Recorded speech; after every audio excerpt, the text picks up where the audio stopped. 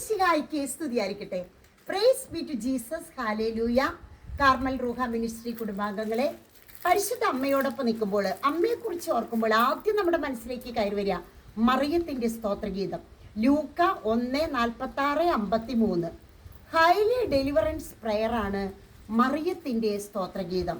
അമ്മ സ്തുതിച്ചു. എല്ലാ കഷ്ടതയിലും എല്ലാ മക്കളെയും പ്രതി അമ്മ ലോകം മുഴുവനും വേണ്ടി. ലൂക്ക 1:38.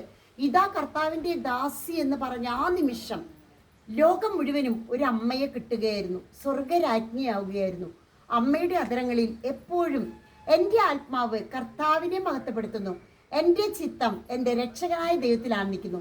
ഇത് വലിയൊരു ഡെലിവറൻസ് പ്രയറാണ്. ദിവസവും 7 തവണ മറിയത്തിൻ്റെ സ്തോത്രഗീതം എപ്പോഴും. ആദ്യം തന്നെ ഇത് നമ്മൾ മനഃപ്പാഠമാക്കണം. ഇതിപ്പോൾ ഒരു വീടിൻ്റെ അവിടെ എഴുതി വെച്ചിരിക്കുകയാണ്. ആര് വരുമ്പോഴും ആദ്യം കാണുന്നത് വീട്ടിലെ കുടുംബനാഥനെയല്ല, പിന്നെയോ വിശ്വാസ പ്രമാണവും മറിയത്തിന്റെ സ്തോത്രഗീതവുമാണ് ഇവിടെ ആദ്യം കാണുക. ഒരു വട്ടം ചൊല്ലി മണിയടിച്ച് നിൽക്കുമ്പോഴേക്കും കുടുംബത്തിലെ അംഗങ്ങൾ പുറത്തേക്ക് വരും. പ്രിയപ്പെട്ട, ഇത് വലിയൊരു സിസ്റ്റർ പറയാറുണ്ട്, 2 മക്കബായർ 8:18.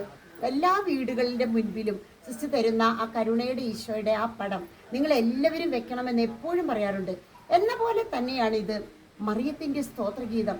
അമ്മയോടൊപ്പം നമുക്ക് ഈശോയെ ആരാധിക്കാം, സ്തുതിക്കാം.